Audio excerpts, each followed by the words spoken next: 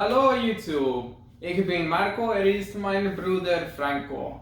Heute öffnen wir den Raspberry Pi und bauen ihn zusammen. Nah, I'm kidding with y'all. The video's in English. Don't click away yet, please.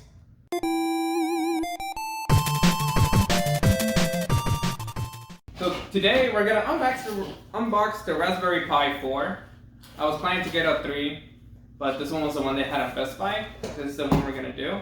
And my little brother is here to help me with the unboxing and just keep track of all the little cables we have. So fun story, my mom was actually confused because when we got to Best Buy and the pickup line, I hadn't told her what I was getting, right? And then I told the guy, bro, I'm here for my Raspberry Pi. And my mom's like, you bought us pie? And I'm like, no.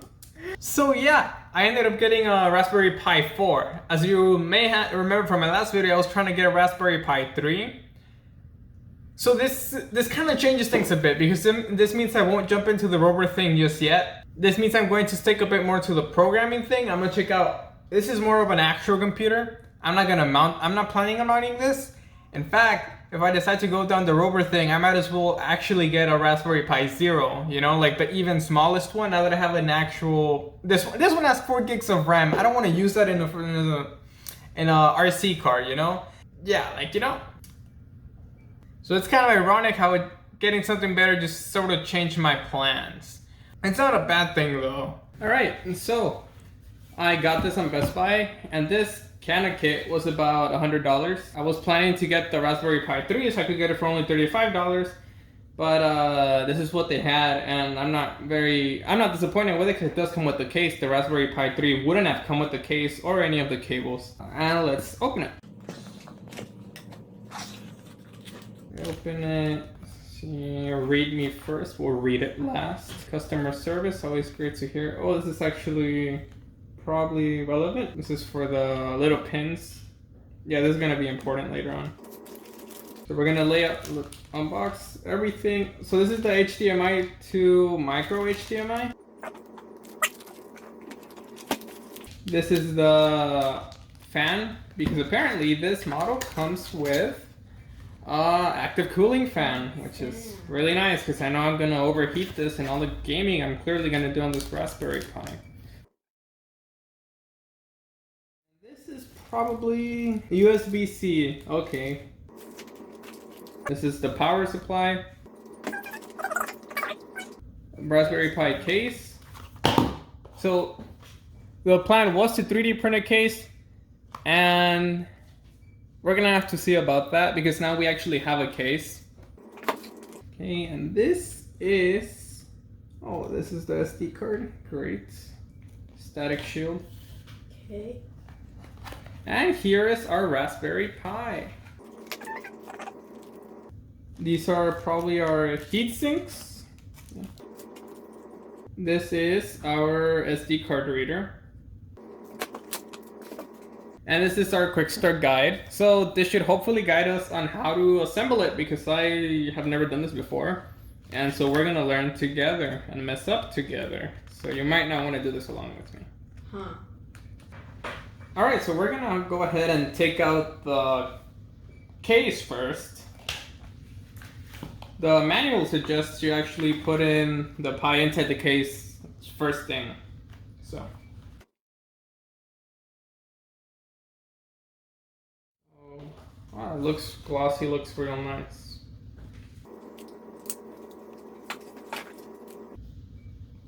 Top of the case. Oh, okay, so I see, so the top of the case and the ports will be over here. The USB port, these are the 2 USBs, presumably USB 3 and 2.0. This will probably be, no, that can be the HDMI. HDMIs are over here, USB-C, and this is probably Ethernet then. Now let's take out the Raspberry Pi. Okay, let's see it. Why does it look like that? What do you mean? It's a computer. What? That's what computers look like on the inside. Oh. Oh, so screen's in the front. It doesn't have a screen. What? See, so seems to be some kind of suggestion thing over here. I'm not really sure what it is. Alright, so here the manual says we can optionally use the heat sinks, right? But then it says optionally, you can also use the cooling fan, and presumably you can't use both of them at the same time because they take up each other's place, right? So on the CPU, right? I assume that's the CPU. Never really opened the computer before. So we're gonna start with the fan, and then we'll consider the heat sinks. They can light at any time anyway. This thing's stupid easy to open. So this is the cooling fan. It's pretty cool. It's a shame it doesn't have RGB, but you know what? I'll take it. The instruction manual says they will have to pair up with the pins 4 and 5. Okay, no, 4 and 6. My bad. Let me see. So I think we're definitely gonna try putting it in the case first, and then I'll decide on the cooling. So the case comes like so, and then you take the top apart, and then you can also snap the bottom part off, and that's where we're gonna put in the board. And so this should be pretty simple, where you line up the ports. They should line up with the ones in the case.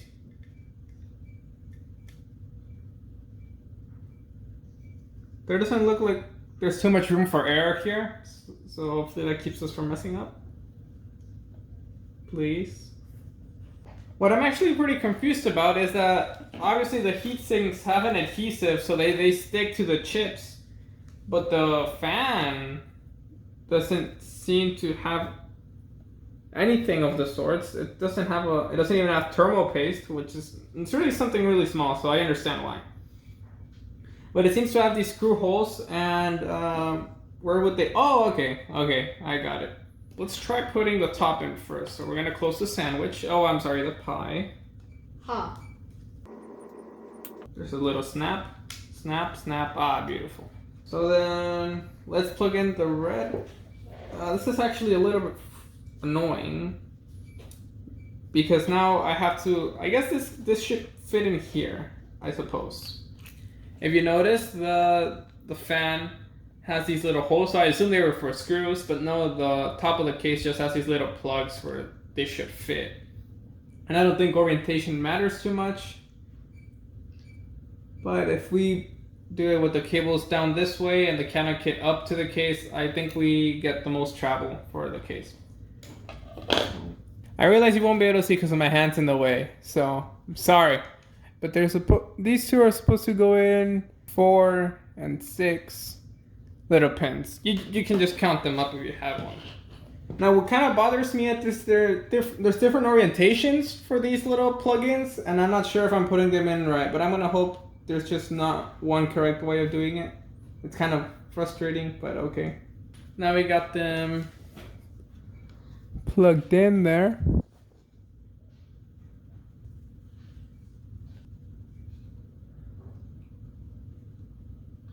Alright, I guess we're not gonna get a focus, but you get the gist of things. Now we're gonna try to put this into the case. Make it shape upright. Just go in there. Make it in. And then presumably this just closes in. Wait, does this even pop in entirely? Maybe it stays open. So it doesn't pop in all the way, which is good. If you notice, there will be some space in there for the case. It won't click all the way. Great. Oh, so here we can see Canakit. That's kind of aesthetically unpleasing. And there we go. Now we don't have the letters there, right? So then part 4 in the manual says, insert the micro SD card preloaded with noobs. Oh, okay. So I guess the starter kit already comes with the operating system. When you buy the $35 version of things, I don't think it does, and you have to install noobs by yourself. But apparently this one comes with it, so we shouldn't have too much trouble booting up once we do. So now we're gonna take out the micro SD card. Man, when it's in these static bags, it really freaks me out.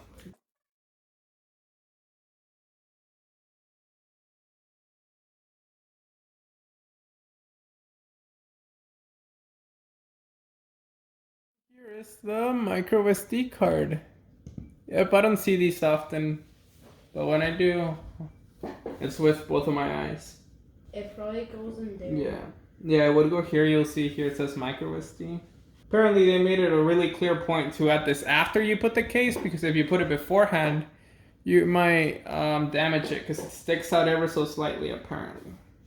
Number 5 says connect keyboard and mouse to USB port. So this is gonna start becoming the fun part, interesting part. So basically the next steps are all peripherals. It's the keyboard, the mouse, the monitor, and the power supply. So this is the neatest thing I have seen in a while. This thing's the size of my hand. This is probably more convenient than a laptop for going to a hotel. You can just plug into the TV right there. So I like that about it. We're left with these few things we're still going to use right now. Here's the power supply. That's obviously still going to be important. And then this is an adapter for when you put the SD card into another PC in case you need to re-download noobs, as it states. Right. This is, once again, I'm not 100% sure. It's the USB-C Pi switch. We're going to find out exactly what this is for. And obviously an HDMI. You know, it's kind of annoying that it didn't come with two, considering the Raspberry 4 Pi, one of the biggest improvements is that it has dual output. So that's kind of a disappointment. And then the heat sinks we have not used yet. We'll consider it, but since we did have the cooling fan, I don't think they're highly necessary. So as it was clear, the Raspberry Pi does not come with other peripherals, right? So I happen to have extra keyboards and mice lying around, right? And I'm gonna use my TV as a monitor, and I'm gonna figure out the setup right now. But you should remember that when you buy one of these, you need to spend money for all those other things too. And they're really cheap if you have to go cheap though. And they can be really small if you need them to be really small. That's just kind of annoying. I'm not planning to travel with this anyway right now. So like I mentioned, I just so happen to have, here's the Pi, and then here is the HDMI. I have my TV, which I really don't use for anything else anymore, because nobody uses cable anymore really. And here is the power supply, which we'll plug in a moment. And I happen to have a keyboard and the mouse. This is the keyboard. Plug it into a normal port. Next. Mouse. Yep. Here we go. I'm getting places now. Feel like a real do-it-yourself home studio hacker dude kind of guy, right? Yep, feeling real smart right now. Take out the HDMI that came with the Raspberry kit.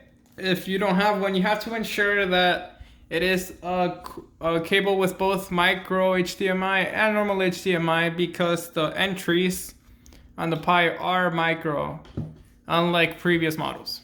The manual makes a point that the HDMI port should be the port nearest to the USB-C power port, so that means that our initial screen should be plugged into this port right here, this one, even though these are both outputs for HDMI. Make sure that it's on this one. It's probably realistically not a great way to do cable management with something like this. And so of course the power will go in here to USB-C, which is pretty nice, pretty efficient. I can hear the fan. Oh.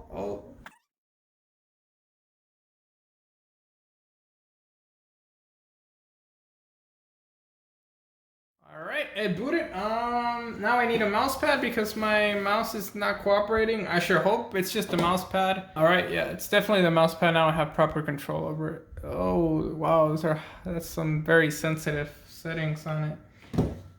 So I'm just gonna click on the recommended one here, and then... So there appears to be an option for Wi-Fi networks here, but I'm gonna go ahead and just boot up first and then worry about Wi-Fi later. I'm just gonna follow the manual as it goes. Scary, but okay. So one thing to remember is that my kit, they come with a 32 gig SD card, micro SD. Sometimes these don't come with SD cards, especially if you just buy the Pi, so that's something to keep an eye out for. This is plenty of storage, so we're probably going to use this more for computing rather than hands-on projects, but we'll see. And so it's finally done. Oh god, no, it turned off. I'm assuming that was supposed to have... Oh yeah, there's raspberries up top. Alright, so here we are. Welcome to Raspberry. Before you start using the next to get started. Wow. You know what's really funny is how Linux is actually free compared to Windows. I haven't used Linux in over half a decade. Country, United States of Freedom, baby. And then Denver. Actually, don't know. Let's go with Denver. I've always liked that name. Denver, Colorado, and Boise, Idaho. I'm not really sure how the keyboard differs, but you know what? Let's do it. I'm sure this can be changed later anyways. Password? Can you see? You cannot. Wow, I feel so sneaky. We get to Wi-Fi. Hopefully. And now we're past the Wi-Fi. Arguably the most important part of any computer nowadays. We checked that all this may be next. Great, more downloads.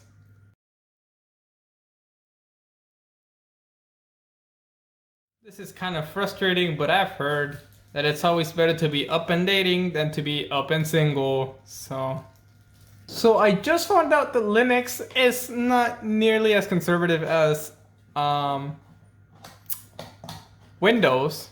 If you notice, it says here wastebasket, and Windows has a recycling bin. Can you believe that, mate? Can you believe it? Linux is just not very green. You know what? Maybe I would have paid $100 for Windows if I knew I was recycling. So there was something strange that happened when I was updating, but you know, whatever. We got through it now, so we're ready, set up, ready to go. After restart, settings will take effect. Okay, well, let's do so. And so now we're here. So let's explore this. I'm not gonna get into, stop, you're making too much noise. Well, I don't want to get into the coding aspect of things yet. I do want to explore. Let me see if I can get We're gonna explore what the Pi comes pre-installed with. This is files, this is documents. No documents as expected. Maybe there's some free music. No. Windows used to have for release, but come on, Linux. This is why you're not the premium OS. So as if you expected, it seems there is literally nothing on the computer yet. Let me see if I can access the internet. Wait, what we do see here is that we have the command prompt. So if I'm not mistaken, this actually sourced in Python too. I'm gonna hit the interwebs. Let's see it. Let's see it. Oh, yep, this could take a while. Small processor, but it does have 4 gigs of RAM. Chromium. Wow, I've never seen that before. I'm not this is probably a Linux thing. But to be honest, I wouldn't know. I haven't used it in a really long time. We could reinstall Chrome maybe. I'll consider that. Let me see. Well, I'm very curious to see how well it handles a video. Let's put something of culture in there. Yes. So clearly the sound works. It's pretty important, right?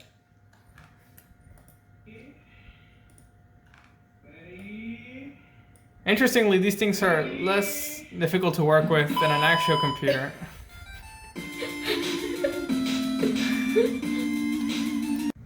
So say that me couldn't figure out where the apps were, I totally found the bar right now. Since there was no Windows button, it was kind of non-intuitive. They have all these nice programming apps, starting with Scratch, which I will use to see if my little brother wants to learn it. And then there's Mathematica, there's Wolfram, a lot of really interesting things. And they're obviously, let me see, there must be some kind of, it's probably the Python. I use PyCharm. This is probably the equivalent for this computer. They seem to have their own suite of Office. That's really cool. Graphics. And there's the acclaimed Minecraft Pi that I've heard about. That's something I'll definitely be checking out later. And then there's Python games, which I do not know what it is, but this works into what I was talking about, where I said that I wanted to write some programs in Python. I'm gonna look into this.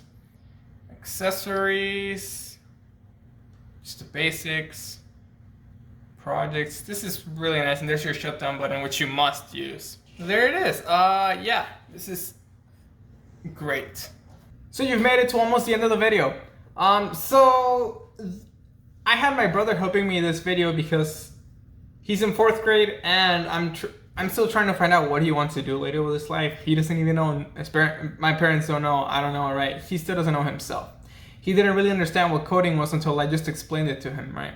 So I had him here so at least he could get a taste of electronics or something, see if that's something he's interested in.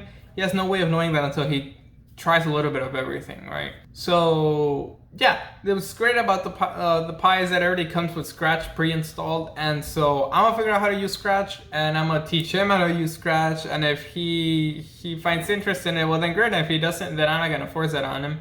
But I thought this would be a good way to get him exposed to it, even though he didn't really do anything in the video other than just organize cables. So something interesting I'm looking on the manual of the Pi is that they give some guidance as to doing some stuff with a LED light, right? The simplest stuff you can do with a breadboard that I never really did. It says that if you got the ultimate version of the kit, right? I just got the Pro, right? Apparently being Pro is not the ultimate thing in the world, right? Now I gotta be like double Pro or something, or Pro to the square. Anyways, it didn't come with the extra stuff, so it does make me consider that I could start doing some circuitry stuff, although I'm not sure how related it is, but it's not directly linked to soldering. But it is something to keep in mind because there's simple stuff to do. I just want something hands-on to be working on right now, you know? Closing thoughts. So my priorities were working on Python, getting the Pi, and Python, right? So funny, right? And getting the soldering kit. Again, that got shifted back. I'm gonna work on getting the kit. It's something I'll do tonight. Maybe. Nobody to hold me accountable other than myself here. So right now, I plan to definitely mess with the Pi. And what's really fun is that I have no idea what I want to do with it. I'm gonna explore with it. Probably just gonna do some coding with it for now. Just flex my muscles, you know, my Python muscles, the biceps. So yeah, we kind of make progress on that. Now we're just gonna see where I take things, and next time you hear from me, I'll hopefully have worked on Python and order a kit.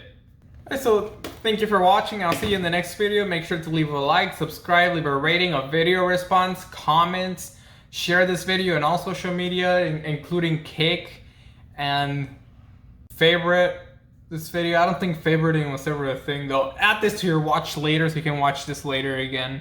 See you in the next one.